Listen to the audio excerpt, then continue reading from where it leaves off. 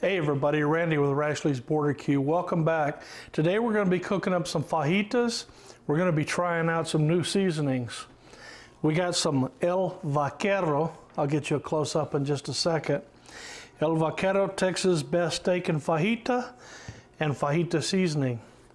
So two. One is for steak and fajitas.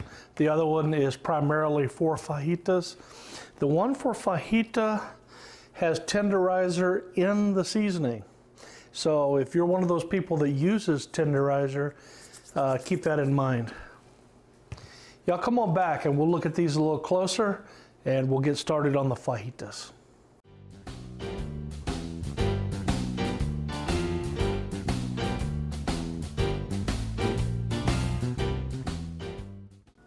Here's our fajitas. It's sirloin fajitas. They've been butterflied, sliced, got a little bit of marbling in them. Look like they're gonna be pretty good. We'll give them a shot. Here's the seasonings we're gonna be using today. The fajita seasoning with tenderizer. We're gonna be using the El Vaquero Texas Best Steak and Fajita seasoning. And we're gonna be putting down some duck fat on the fajitas as kind of a binder to hold the spices on, and also to add flavor.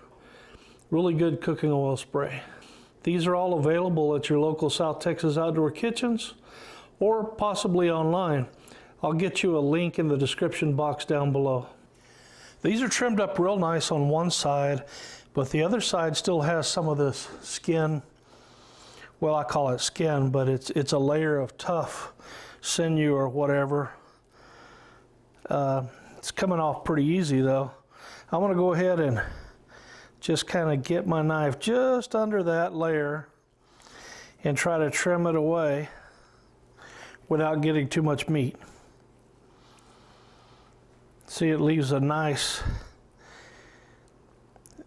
layer there that's gonna be much more tender than chewing on this tough stuff. That's kind of what it's gonna look like when we're through. I'll go ahead and finish this up and then we'll season them up. All right, we got the meat trimmed up nice and clean on both sides. We'll go ahead, I'm gonna squeeze some lemon on it. Lemon juice is always good as a natural tenderizer. All right, got it trimmed up, lemon juice, shot of this duck fat. We're going to put both of these El Vaquero seasonings on it. Since we're putting both, I'm not going to put either one real heavy.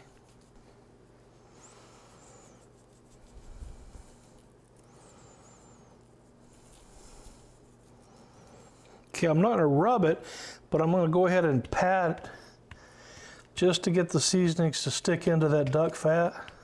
Next, we're going to use a little tool here called the jacquard. It's got all these dangerous knife-looking things. They're not really dangerous. They're protected by this. But what we're going to do is go ahead and it'll pierce the meat. It'll kind of rip the fibers and make it more tender. In addition, the spices that we put here is going to kind of drive them down into the meat. So let's give that a go.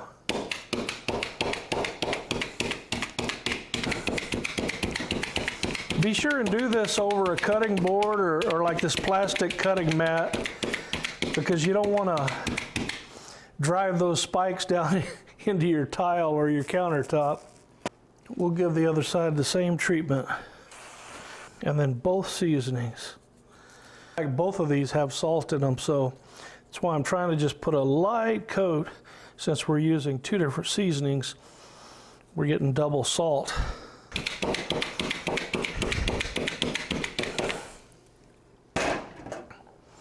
Now what I'm going to do is roll the meat up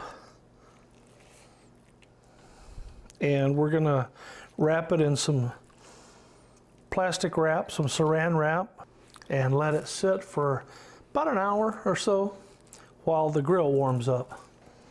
Got this really cool dispenser for the saran wrap or plastic wrap of your choice. Drop the meat onto the plastic wrap.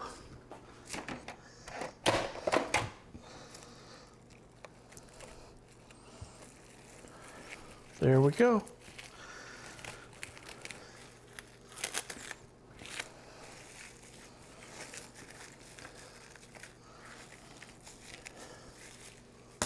I'm going to toss that in the fridge and let it kind of soak in and get happy for a while. I'll put a link for this dispenser and see if they have it on Amazon. If they do, I'll have a link to where you can buy it. They're really cool. I have this one. I also have one for aluminum foil. I was feeling that mat that we used, and it's got little dimples in it from where the jacquard hit it. You might want to consider getting some of those disposable cutting mats. I know South Texas Outdoor Kitchens here in the Rio Grande Valley handles some. They're kind of a cardboard product, I believe, a fiber. Anyway, when you're through with it, you can throw it away. Don't worry about it. Guys, I want to give a shout out to the small businessman. There's a bunch of them around.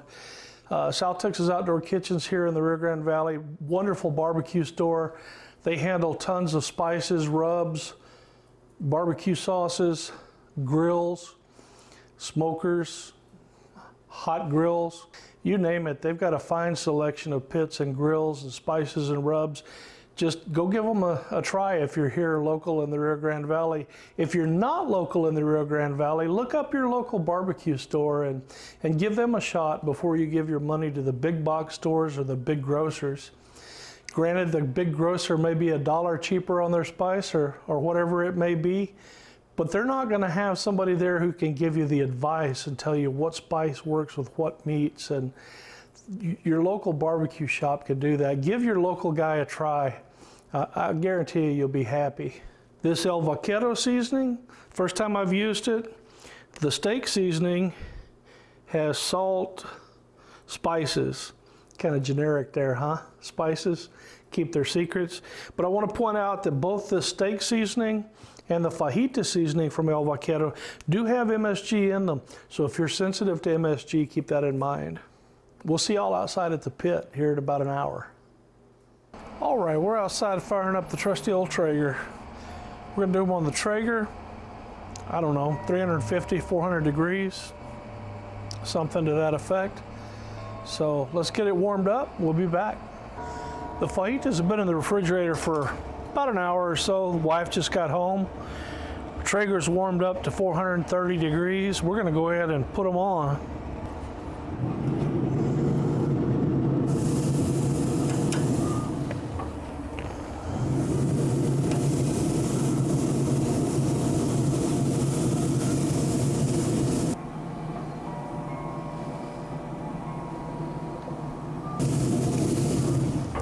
Oh, that smells so good when they hit that grill and started sizzling.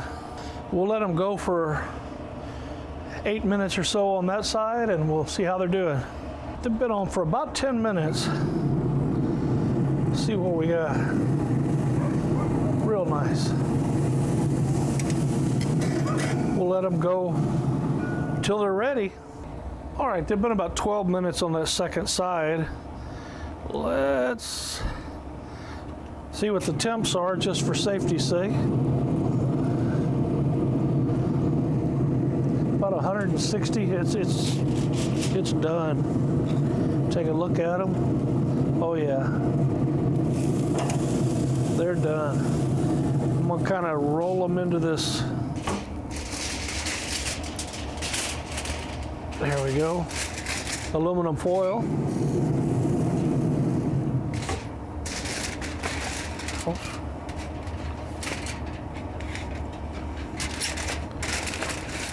Keep them warm. The wife is warming up some tortillas. We'll head inside and see what we got.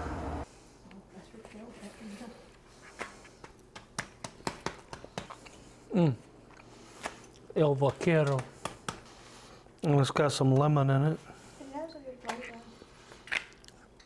All right, let's take a taste test.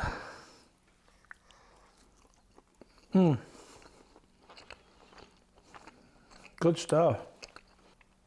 To recap, we sprayed it with duck fat to use as a binder for the rubs. We used the El Vaquero steak rub and the fajita rub. Remember, the fajita rub already has meat tenderizer in it, so be careful adding tenderizer on top of that. The duck fat binder for the rubs to stick, we squeezed some lemon juice on it, help with tenderizing. Wrapped it in saran wrap, put it in the refrigerator for about an hour. We cooked it on the Traeger, Little Tex, at about 400 degrees for about 20 minutes, 10 minutes on each side. We used the Lumberjack 100% mesquite pellets. One thing I'll throw out there about the 100% mesquite is it creates a little more ash than their oak-based products. So keep that in mind also. If you're going to use it on a really long cook, it'll build up a pretty good bit of ash in the pot. The El Vaquero rubs, they're really good. I was scared they might be a little bit too salty, but it did not turn out too salty at all. Next time I can add a little more rub to pump the flavor up a little bit. Keep one thing in mind. When you're tasting rubs in the store, it's not going to taste the same as when they're finished on cooked meat. So just because you like it in the store doesn't mean you're going to like it on the meat. But the inverse is true also. You may not like it in the store, but try it on meat. Give it a shot. When it blends with the flavors of the meat, it may turn out to be just what you want. The fajita seasoning, you can taste the garlic, onions, all the seasonings coming through. It tastes similar to other fajita rubs, but when you mix it with a steak rub, and you have a steak rub and a fajita rub, it's a really killer combo. We call it another one of the Texas two-steps. All right, guys, well, that's it. We're gonna make some tacos. I'll try to get a picture of the finished taco plate. And we hope you'll join us again here on Rashley's Border Q. Until then, we'll catch you later on down the road. Adios.